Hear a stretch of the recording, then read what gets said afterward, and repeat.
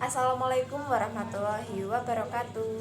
Perkenalkan, nama saya Umi Ematul Farika, nomor absen 32 dari kelas 12 MIPA 2. Pada kesempatan kali ini saya ingin menyampaikan video ujian praktek bahasa Indonesia menulis isai yang bertemakan Jika Saya Seorang Presiden.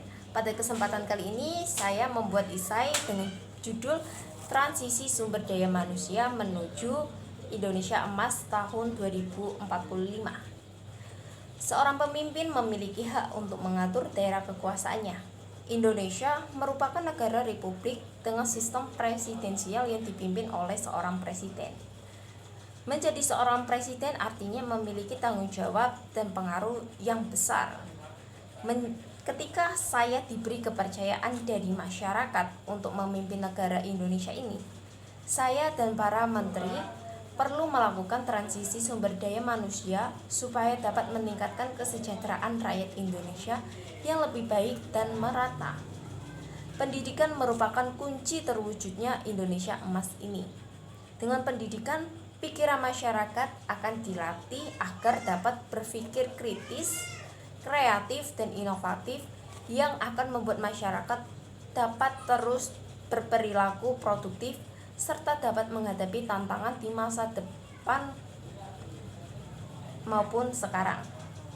Namun, pendidikan di Indonesia belum merata dan hal ini merupakan pelanggaran yang dilakukan oleh pemerintah kepada masyarakat yang tertuang di pasal 31 Undang-Undang Dasar 1945 ayat 1. Karena hal tersebut masih terjadi hingga sekarang, kami mencari solusi untuk memecahkan masalah ini dengan memberikan minimal 1 sekolah pada tingkat dasar untuk 1 desa, minimal 2 sekolah pada tingkat menengah pertama untuk 1 kecamatan, dan minimal 5 sekolah pada tingkat menengah atas untuk 1 kabupaten. Tidak lupa, kami akan mengoptimalkan beasiswa KIP kuliah bagi mahasiswa yang kurang mampu dari segi ekonomi.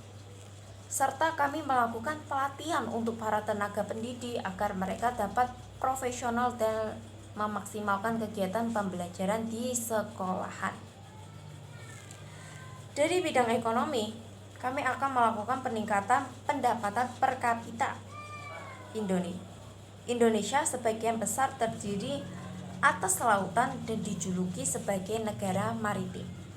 Produksi ikan tangkap kita terbesar kedua setelah Cina. Namun, garis kemiskinan masih menghantui para nelayan kita. Masalah ini dapat kami pecahkan dengan memberikan pelatihan inovasi lain kepada nelayan agar mereka tidak tergantung kepada hasil penangkapan ikan. Selain itu, kami akan melakukan peningkatan kualitas sumber daya manusia dan sumber daya alam yang berpotensi di wilayah tersebut seperti di bidang industri, pariwisata, maupun pertanian. Di bidang politik, kami ingin mewujudkan pemerintahan dan politik yang bersih dan sehat. Namun, nyatanya di era reformasi ini, kita masih banyak melihat pelanggarannya seperti korupsi, nepotisme, dan kolusi. Kami berencana meningkatkan ketegasan dan kepastian hukum di Indonesia. Hal ini diperlukan kerjasama antara pemerintah dan penegak hukum seperti kepolisian, kejaksaan, dan kehakiman. Selain itu, kami akan memberikan pendidikan sosial politik kepada masyarakat agar mereka melek terhadap politik dan tahu apa kewajiban yang harus mereka penuhi supaya mendapatkan haknya. Begitupun pemerintah harus memenuhi kewajibannya supaya masyarakat dan pemerintah dapat berjalan beriringan. Selain itu, dengan melakukan kerjasama perdamaian antar negara akan mengurangi peluang berseteru maupun berperang.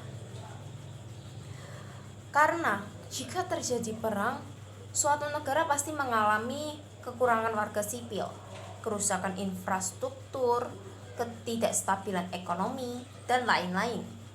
Hal tersebut pastinya tidak diharapkan oleh negara manapun.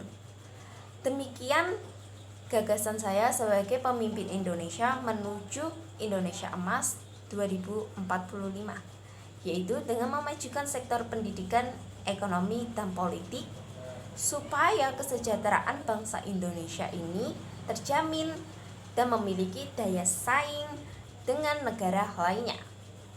Sekian gagasan saya. Apabila ada salah kata mohon dimaafkan. Wassalamualaikum warahmatullahi wabarakatuh.